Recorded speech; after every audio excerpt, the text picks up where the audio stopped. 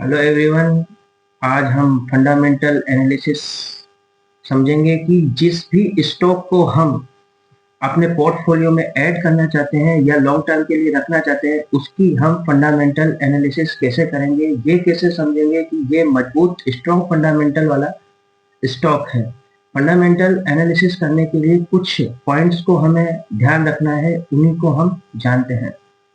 सबसे पहले हम ये देखेंगे मार्केट कैप कितना है। जिस भी स्टॉक को हमने पोर्टफोलियो के लिए चुना है, उसको हम लंबे समय के लिए रखना चाहते हैं, उसका मार्केट कैप देखेंगे कि यह स्टॉक लार्ज कैप या मिड कैप या स्मॉल कैप कौन सी टाइप की कंपनियों में और कितना इसका मार्केट कैप है। यदि इसका मार्केट कैप लार्ज कैप है तो यह स्ट्रॉन्ग पोर्टफोलियो होगा, और मिड कैप और स्मॉल कैप में थोड़ा सा रिस्क ज्यादा होता है। दूसरे नंबर पर रिटर्न ऑन इक्विटी ROE और ROCE, return on capital employed को देखेंगे।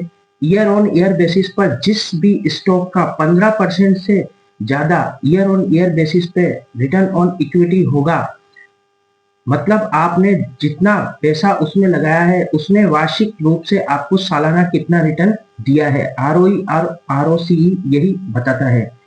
P ratio, price to earning ratio, हमें यह बताता है कि जिस भी कंपनी में आप कितना पैसा लगाएंगे तो आपको उसका रिटर्न प्राप्त होगा। जैसे कि आप किसी कंपनी का पी रेशो 10 है, एक्स कंपनी का पी रेशो 10 है और वाई कंपनी का पी रेशो 20 है, तो एक्स कंपनी में आप 10 रुपए लगाएंगे तो आपको 1 रुपया प्राप्त होगा, वाई कंपनी में आप 20 रुपए लगाएंगे तब आपको 1 रुपया प्राप्त होगा।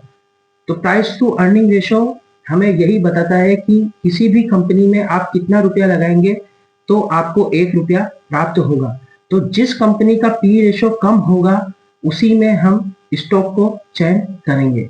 इंडस्ट्री पी का मतलब जिस भी कंपनी को हम पोर्टफोलियो में लेने के लिए चूज कर रहे हैं, सेलेक्ट कर रहे हैं, उसी टाइप की कंपनियों का इंडस्ट्री पी कितना है। जैसे कोई कंपनी पेंट बनाती है, हम उसको चूज कर रहे हैं, सेलेक्ट कर रहे हैं, तो उसी टाइप की दूसरी कंपनियों का इंडस्ट्री पी कितना है उसको कंपैरिजन हम करेंगे। पी रेशो हमेशा इंडस्ट्री पी रेशो से कम होना चाहिए। Debt to equity ratio, debt to equity ratio हमेशा 1 से कम होना चाहिए। हम उसी कंपनी को अपने पोर्टफोलियो को मजबूत बनाने के लिए करेंगे। प्रमोटर्स होल्डिंग, यदि किसी भी स्टॉक को जिसको हम पोर्टफोलियो में लंबे समय तक रखने के लिए चूज कर रहे हैं, उसकी प्रमोटर्स होल्डिंग हम देखेंगे कि उसके प्रमोटर्स के पास 50% या उससे अधिक यदि उसकी होल्डिंग है और लंबे समय से प्रमोटर्स ने अपनी होल्डिंग को बेचान खरीदान नहीं किया है, उसमें किसी भी प्रकार का ट्रांजेक्शन नहीं किया है, तो हम उस शेयर को स्ट्रॉन्ग पोर्टफोलियो बनाने के लिए सेलेक्ट करेंगे। डिविडेंड पे आउट में हम ये देखेंगे कि ये कंपनी जिसको हम सेलेक्ट कर रहे हैं उसको डिविडेंड पे आउट कितना है। डिविडेंड वही कंपनियां देती है जिनका रिजर्व एंड सरप्लस अधिक होता है, क्योंकि कुछ भाग रिजर्व एंड सरप्लस में रखना पड़ता है और कुछ भाग शेयर होल्डर्स को डिविडेंड के रूप में प्रॉफिट में से देना होता है। सेल्स ग्रोथ देखेंगे कि ईयर टू ईयर बेसिस पे जिस कंपनी को हम चूज करना चाहते हैं उसका ईयर टू ईयर बेसिस पे सेल्स ग्रोथ कितना है।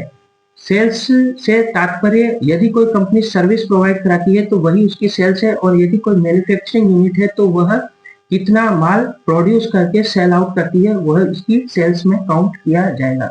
ईयर ऑन ईयर बेसिस पे यदि सेल्स ग्रोथ 20% है तो उस कंपनी को हम सेलेक्ट कर लेंगे। मैनेजमेंट टीम में हम ये देखेंगे कि मैनेजमेंट स्थिर होना चाहिए, उसमें बार बार फेरबदल नहीं होना चाहिए। उस स्टॉक को, उस कंपनी के स्टॉक को हम चूज कर लेंगे। डिलीवरी पोर्शन में हम साल भर का ये देखेंगे कि इसमें कितना ट्रेड हुआ है और उसी में से कितनी इसकी डिलीवरी उठी है। यदि उसकी डिलीवरी पोर्शन ट्रेडिंग पोर्शन से ज्यादा है, 50-60% है, तो हम उस स्टॉक को अपने पोर्टफोलियो के लिए सेलेक्ट करेंगे। इसी प्रकार की इंफॉर्मेटिव वीडियोस देखने के लिए हमारे चैनल को सब्सक्राइब कीजिए, वीडियो को लाइक कीजिए और अपने फीडबैक के लिए कमेंट जरूर करें। धन्यवाद। और हम अपने पोर्टफोलियो को एक मजबूत पोर्टफोलियो के रूप में निर्माण करेंगे। धन्यवाद।